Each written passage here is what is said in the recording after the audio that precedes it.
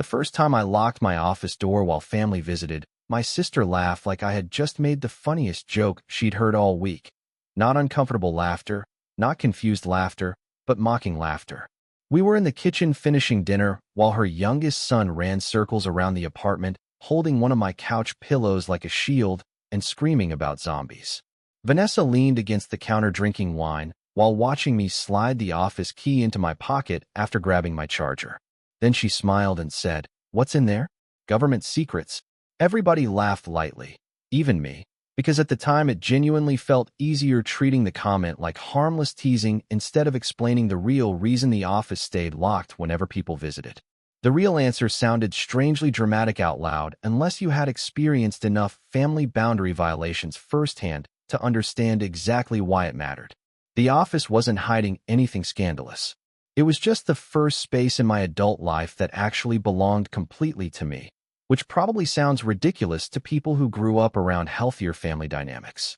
But when you spend years around relatives who open drawers while talking to you, check cabinets casually during conversations, walk into bedrooms without knocking, and treat privacy like suspicious behavior instead of normal adulthood, eventually even one locked door starts feeling emotionally important, especially when the space behind it represents everything you spent your 20s trying desperately to build. I work as a financial analyst for a shipping logistics company handling regional cargo operations across several ports, which basically means half my job involves staring at numbers while everyone else panics. Forecasts, contracts, operational budgets, customs penalties, delayed cargo losses, fuel adjustments, inventory failures. If enough systems break simultaneously, somebody eventually calls me asking how expensive the disaster is becoming by the hour. The work pays well now, but getting there nearly destroyed my nervous system first. There were years where I practically lived inside spreadsheets and late-night certification courses while working brutal hours trying to climb out of the financial chaos my family always normalized growing up. That was normal. Late bills were normal. Borrowing money from one another was normal. Privacy was not. Vanessa especially treated boundaries like personal insults long before my office ever entered the picture. Growing up, she opened my mail constantly, by accident, borrowed clothes without asking, read journals, and answered my phone once while I showered because it could have been important. My mother always defended it with the same phrase, "Families shouldn't act like strangers." That sentence followed me through most of my life like background noise. If I locked a door, I was dramatic. If I wanted privacy, I was secretive. If I objected, I was cold. Eventually, I stopped fighting most of it because constant resistance inside my family exhausted people faster than the actual invasions themselves, and Vanessa benefited from that dynamic more than anyone. She moved through other people's homes the way tourists move through hotel rooms, opening drawers, checking cabinets, rearranging things while talking casually. At restaurants, she grabbed food directly off plates without asking. At family gatherings, she walked into bedrooms looking for phone chargers instead of simply asking where outlets were. And the truly frustrating part was that nobody reacted strongly enough to stop it, because Vanessa always wrapped invasive behavior inside warmth and loud confidence, making every confrontation feel socially awkward before it even began. When Mia first heard about it, she thought I was exaggerating. That lasted until Vanessa visited our apartment for the first time after the renovation. The apartment itself took almost a year to finish properly, because Mia is an architect and apparently architects cannot simply decorate normally. Every light fixture required discussion. Every shelf spacing measurement became emotionally significant. We spent entire weekends debating textures, wood tones, and whether a hallway lamp looked too aggressive.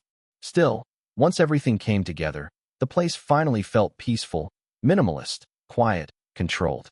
And at the center sat the office, dark wood desk, dual monitors, server cabinet, document storage, soundproofing panels, soft lighting. Nothing absurdly luxurious, just intentionally private. The office mattered because work followed me home constantly now. I handled confidential files, financial projections, internal reporting systems, and enough sensitive company information that leaving relatives wandering freely through the room simply wasn't realistic. Mia understood that immediately. Vanessa absolutely did not. The first warning sign came during the apartment warming dinner, when I walked into the hallway and found Vanessa twisting the locked office handle repeatedly while her kids stood behind her watching curiously. The second she saw me, she laughed. "Oh my God, relax. I was just looking." "Looking for what?" I almost asked. Instead, I unlocked the nearby bathroom silently, because arguing during dinner felt exhausting already. That was the pattern for months afterward. Tiny incidents, small pushes, always framed playfully enough that reacting strongly made me appear unreasonable. Vanessa started making comments constantly whenever guests visited. "Daniel has a secret room. Careful, apparently some doors are forbidden now. You need security clearance for that office." Everybody laughed awkwardly, because most people instinctively understand that locked doors are normal. But Vanessa had this strange ability to keep pressing social discomfort until eventually people stopped defending boundaries simply because the tension itself became exhausting enough. Then she started involving the kids. One afternoon, her youngest nephew walked directly up to me during a barbecue and asked, "Why don't you trust family?" The question hit me strangely hard, because the wording sounded too adult for a child his age. I looked toward Vanessa immediately. She smiled into her wine glass without looking up. That was the first moment I realized the office itself no longer mattered. The locked door had become symbolic. To me, privacy. To Vanessa, rejection. And people who confuse access with love almost always become obsessed the moment they encounter a boundary they cannot casually cross. Mia noticed the shift before I fully did. One evening after Vanessa left, Mia stood in the kitchen rinsing glasses and said quietly, "Your sister doesn't want closeness. She wants unrestricted access." I laughed awkwardly, because the sentence sounded too harsh. But something in my chest tightened hearing it, because I already suspected she might be right. Then I came home one Thursday evening and immediately knew somebody had been inside the office. Not because anything was stolen, because everything was almost correct, and somehow that felt worse. I noticed before I even turned the lights on. And that probably sounds paranoid, but when you work around sensitive financial systems long enough, your brain memorizes small environmental details automatically. Monitor angle, chair position, folder alignment, keyboard placement. The second I stepped inside that evening, something felt wrong in the same way you can walk into a room and know somebody was there before you can identify exactly why. The desk looked normal, mostly, but then I noticed one drawer slightly less closed than usual. Not visibly open, just enough. My stomach tightened instantly. I walked farther inside and checked things carefully. The external hard drive near the monitor had been moved slightly. One cabinet folder sat behind another folder incorrectly. A stack of printed reports I kept aligned by date order suddenly wasn't. Nothing missing, nothing destroyed, which somehow made everything feel even worse, because whoever entered clearly believed they had every right to be there in the first place. I called Mia before I even finished checking the room. She answered from the grocery store, and her voice changed the moment I told her. Vanessa had visited earlier that afternoon with the kids while I stayed late at work handling a budgeting crisis involving customs delays near Rotterdam. Mia had been home initially, but left briefly to grab groceries because Vanessa insisted she could watch the kids for 20 minutes without civilization collapsing. Apparently, that was enough time. When Mia got home later that evening, we checked everything together. The lock itself showed no damage, which confused me, because I knew I locked it before leaving. I checked automatically every morning. Then Mia asked, "Where's the spare key?" My stomach dropped.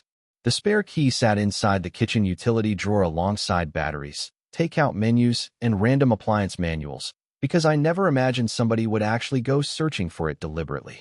Except now the drawer looked slightly rearranged too, not obvious enough for strangers, obvious enough for me.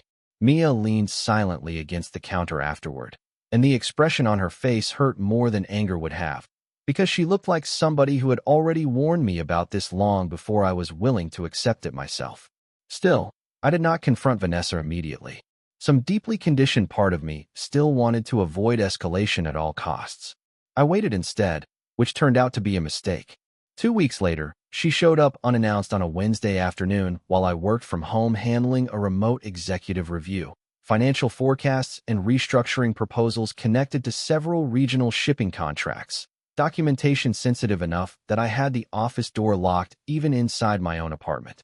The second I opened the front door, her kids pushed past me carrying fast food bags while Vanessa smiled brightly and said, "We were nearby."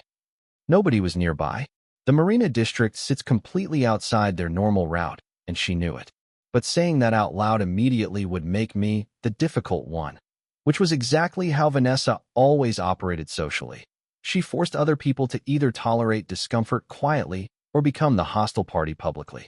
Within 5 minutes of arriving, her youngest was already running down the hallway toward the office. The door was locked. He grabbed the handle automatically. "Still locked?" he asked loudly. Before I could answer, Vanessa laughed from the kitchen. "Your uncle thinks family members are criminals now." I kept my voice calm. "The office stays locked because it's private." She rolled her eyes dramatically. "You seriously need therapy for this paranoia." The kids laughed awkwardly, mirroring her energy the way children do when they don't fully understand the situation underneath it. I remember standing there suddenly exhausted in a very specific way that only invasive people create. Not explosive exhaustion, but erosion, the kind where your brain gets tired constantly defending normal behavior like it requires legal justification every single time. Then Vanessa walked directly toward the office door herself. Not jokingly, not playfully, deliberately. She twisted the handle once slowly while looking directly at me. "Still don't trust your own family, huh?" Something about the eye contact while she said it finally made the entire situation click emotionally in a way it hadn't before. This wasn't curiosity anymore. It was a challenge. The locked door bothered her because it existed at all, because every unopened space represented a limit she could not emotionally tolerate. I answered carefully. "It's not about trust." "Then what's it about?" "Privacy." She laughed immediately. Privacy from family is such a weird concept to me. And honestly, I think she meant that completely sincerely. That was the disturbing part. People like Vanessa don't experience unrestricted access as invasive. They experience it as closeness, which means boundaries feel emotionally offensive to them by default. The conversation might have died there, except that later that evening her youngest nephew said something that changed everything. We were eating takeout in the living room while some animated movie played loudly in the background, and suddenly he looked at me and asked, "Why do you act rich now?" The room went completely silent. Vanessa froze mid-bite. "What?" He shrugged innocently. "Mom said rich people lock doors from family." There it was, finally. Not jokes, not teasing, but a narrative. Vanessa immediately snapped. "Tyler, stop talking." But the damage was already done, because suddenly I understood she had been building an entire emotional story around the office behind my back. Not, "Daniel has boundaries," but "Daniel thinks he's better than us now." That realization shifted something permanent inside me, and later that night, after Vanessa finally left, I ordered security cameras for the apartment before going to bed. Not because I wanted drama, because I already knew this situation wasn't finished escalating. The cameras arrived 2 days later, small, minimal, almost invisible unless you already knew where to look. Setting them up made me feel ridiculous at first, not because the concern felt fake anymore, but because accepting the concern as real meant admitting my relationship with my own sister had deteriorated far enough that I now needed evidence inside my apartment. Mia never mocked the decision once, which mattered more than I expected.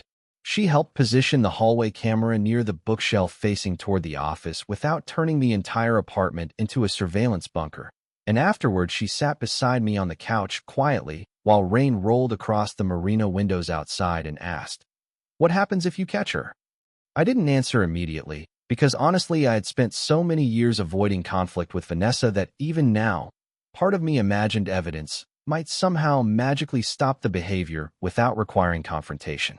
Deep down, I already knew that wasn't realistic. People who ignore boundaries repeatedly don't stop because they suddenly discover morality. They stop when consequences become unavoidable. The footage came less than a week later, and somehow that made everything worse, because part of me had genuinely hoped I had exaggerated the situation inside my own head. That hope died on a Saturday evening during my mother's birthday dinner. The apartment was crowded enough that night to create the exact kind of chaotic environment Vanessa thrived inside. Wine glasses everywhere, music slightly too loud, kids running between rooms, half-finished conversations overlapping constantly. Perfect distraction. I spent most of the evening helping my father fix Bluetooth speaker issues while Mia organized food trays in the kitchen, both of us instinctively staying busy around my family rather than fully relaxing. At some point, Vanessa disappeared from the living room long enough that I noticed subconsciously, without reacting immediately. Then my phone vibrated. Motion alert. Hallway camera. I pulled the notification open, expecting one of the kids near the office again. Instead, I saw Vanessa alone. She stood in the hallway looking over her shoulder once toward the living room before pulling something from her pocket. Then she tried keys, not random guessing, but specific keys, one after another. My entire body went cold instantly, because suddenly the situation had escalated from invasive behavior into deliberate planning. She had brought prepared keys. I watched the footage again, standing there beside the kitchen counter while conversations continued normally around me, my brain struggling to process what I was seeing. The third key worked. The office door opened. Vanessa stepped inside and closed it behind her. For almost 20 seconds, I couldn't move. Then Mia saw my face. What happened? I handed her the phone silently. She watched the footage without speaking. Then quietly, "Oh my God." The worst part was not even the entering. It was how comfortable Vanessa looked doing it. No hesitation, no panic, just entitlement. Like the only real problem was the existence of the locked door itself. I opened the live feed immediately. Vanessa stood inside my office, opening drawers, checking cabinets, lifting paperwork. At one point, she sat briefly in my desk chair and scrolled through something on one of the monitors before realizing it was password locked. That image hit me harder than I expected. Not because of theft, not because of damage, but because suddenly my private space no longer felt emotionally separate from the family chaos anymore. Something inside me went completely calm after that. Not rage, clarity. I walked toward the hallway silently while Mia followed behind me, the apartment noise fading strangely in my ears while adrenaline did its work. I opened the office door. Vanessa jumped visibly, standing beside the filing cabinet, holding one of my document folders halfway open. For a second, nobody spoke. Then immediately, "Oh my God, relax." I was looking for the bathroom. The folder was still in her hand. I stared at it, then at her. "The bathroom has tax reports now." Her face hardened instantly, because the lie collapsed too quickly to stabilize. "You seriously put cameras in your apartment?" "Not. I shouldn't be in here. But, how dare you catch me?" That reaction told me everything I needed to know. I stepped farther into the office slowly. "You brought keys." Vanessa crossed her arms. "Because this locking nonsense is getting ridiculous. You made keys to my office. We're family." That sentence finally exhausted the last remaining patience inside me permanently. Family had become her universal override button for every boundary she disliked. Privacy, access, respect. None of it mattered once she decided the word canceled the rule emotionally. Mia stood silently near the hallway, watching everything with an expression that hurt more than anger, because she looked like somebody witnessing a problem she had warned about months earlier finally detonating exactly the way she feared. I held up my phone calmly. "I have footage of you entering the office." Vanessa rolled her eyes. "Oh my God, Daniel. Listen to yourself." "No," I answered quietly. "You listen." The tone shift caught her attention, because for the first time I was no longer arguing emotionally. I was done negotiating reality itself. "You searched my office. You made keys. You went through private documents. And somehow you still think I'm the unreasonable person in this conversation." Vanessa laughed sharply. "What exactly are you hiding in here?" That question finally exposed the real issue underneath everything else. Control, the need to penetrate every space emotionally, the inability to accept limits. Some people experience limits as humiliation. I answered carefully, "Nothing. But the fact you can't tolerate not knowing that is exactly the problem." The silence afterward felt thick enough to choke on. Then Vanessa made the mistake that destroyed her position completely. She raised her voice loud enough for the living room to hear. "Maybe if you didn't suddenly act rich and secretive, family wouldn't feel shut out."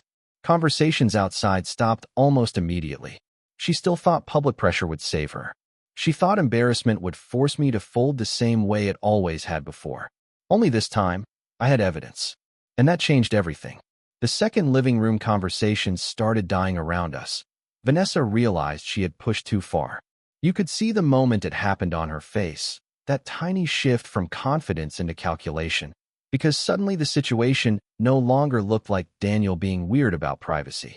Now it looked like a grown woman secretly entering a locked office using copied keys during a family gathering, and no amount of loudness could soften how bad that sounded once people heard it plainly. My mother appeared first in the hallway. "What's going on?" Vanessa answered before anyone else could. "Apparently your son thinks I'm some kind of criminal now because I opened one stupid door." That wording irritated me instantly because it compressed multiple violations into something intentionally harmless. Not making keys, not searching drawers, not months of ignoring boundaries, just one stupid door. I held up my phone calmly. She used copied keys to enter my locked office. The hallway went completely silent, even the kids. My mother blinked. "What copied keys?" Vanessa crossed her arms defensively. "Oh my God, I made a spare after he started acting paranoid about everything." She said it like the decision sounded completely reasonable. My father lowered his beer slowly. "You made keys to his apartment?" "Not the apartment," Vanessa snapped. "Just the office." Like that distinction somehow improved things. Mia stood beside me quietly, but I could feel the anger radiating off her by then, because unlike me, she had not spent 30 years being emotionally conditioned to soften every family violation before reacting to it. My mother shifted immediately into damage control mode. "Vanessa, maybe you should apologize and move on." No, that was exactly the problem. Inside my family, everything became, move on. No accountability, no reflection, no consequences, just emotional pressure toward silence, so nobody had to sit too long with discomfort. I shook my head. "She's been doing this for months." Vanessa scoffed. "Doing what?" "Caring." I stared at her. "No, trying to prove my boundaries don't apply to you." That line landed hard enough that even my mother stopped interrupting for a second, because suddenly the issue became visible in a way nobody could pretend to misunderstand. This was never about curiosity, never about the office itself. The locked door challenged Vanessa emotionally because she experienced unrestricted access as entitlement, and entitlement hates limits. My mother recovered first. "You're blowing this way out of proportion." That almost made me laugh, because I suddenly realized something painfully obvious. Nobody in this family would ever voluntarily admit how bad the behavior looked unless somebody outside the system described it first. Inside the family, invasiveness had been normalized for so many years that privacy itself had become suspicious behavior. Vanessa pointed toward the office. "What exactly is so important in there anyway?" Even now, caught with copied keys inside my locked office during a family gathering, she still believed the room required more justification than her behavior did. I answered carefully, "It doesn't matter. I'm allowed to have private space without earning permission from you first." The silence afterward felt enormous, because once spoken plainly, the whole situation sounded exactly as insane as it actually was. Then Vanessa pointed at the camera notification still open on my phone. "You record family now?" "Not." I crossed a line. "But how dare you prevent me from crossing it secretly?" I looked directly at her. "I installed cameras after somebody entered my office the first time." My mother frowned. "What do you mean the first time?" I opened another saved clip silently and held the phone out. Vanessa's face changed instantly, because now there were timestamps. Video of her entering while Mia was gone weeks earlier. Video of drawers opening, cabinets being checked, files moved. No storytelling, no reinterpretation. Just reality. My father watched the clip and rubbed both hands across his face slowly like somebody aging in real time. My mother looked genuinely shocked, because even she could not smooth this into misunderstanding anymore. Vanessa immediately switched tactics. "You seriously recorded me without permission?" Mia answered before I could. "You entered private space without permission." No emotion, no yelling, just fact. Vanessa looked around the room searching for allies, but the energy had changed completely. Nobody looked supportive anymore, only uncomfortable. Because public pressure only works while ambiguity exists, and evidence kills ambiguity. Then Vanessa made the final mistake that destroyed the last sympathy she still had. She pointed toward me and snapped, "You think you're better than everybody since you got this stupid apartment." And there it was, finally, the real issue underneath everything else. Not the office, not curiosity, not closeness. Status, control, resentment. The locked office represented independence she could no longer casually invade, and that independence felt like an accusation. I looked at her quietly for several seconds before answering. "No, I just stopped confusing access with love." That silence afterward was horrible in the most honest way. heavy and real. No dramatic music, no speeches, just an entire family suddenly recognizing patterns they had spent years normalizing, because confronting them honestly had always felt too exhausting before now. My mother sat down slowly at the dining table, looking emotionally drained for the first time all evening. My father stared into his beer. Even Vanessa looked shaken, because people like her expect conflict, guilt, arguments, emotional folding. What they don't expect is calm clarity backed by proof. I walked into the office one last time while everyone stayed silent behind me and opened the filing cabinet Vanessa had searched earlier. Then I pulled out the small envelope containing the apartment spare keys, removed the spare office key, then the apartment key too. Vanessa noticed instantly. "You're changing the locks over this?" I looked directly at her. "No, I'm changing them because you made me realize why they mattered." Nobody spoke after that, not for a while. The rest of the dinner collapsed slowly afterward in that painfully realistic way family gatherings die once something true finally gets said out loud. People left early. Conversations stayed shallow. Nobody touched much of the dessert. Vanessa stormed out eventually without apologizing once, which honestly didn't surprise me, because apologizing would require admitting the behavior was wrong instead of merely misunderstood. And people who experience boundaries as rejection almost never apologize for crossing them. They only resent being stopped. A week later, I changed every lock in the apartment. Then, gradually, limited contact became almost no contact. Not dramatic, not explosive, just quieter. Family gatherings happened without us more often. Phone calls became rare. The constant low-level anxiety around unexpected visits disappeared slowly enough that I only noticed it fully after it was already gone. The apartment finally felt peaceful again, not because of the locks, but because of something Mia said one evening while we sat watching harbor lights move slowly across the water outside. "Boundaries only feel cruel to people who benefited from your lack of them." She was right. And honestly, it took me far too long to understand that the people most offended by a locked door are usually the exact ones who needed it locked the most.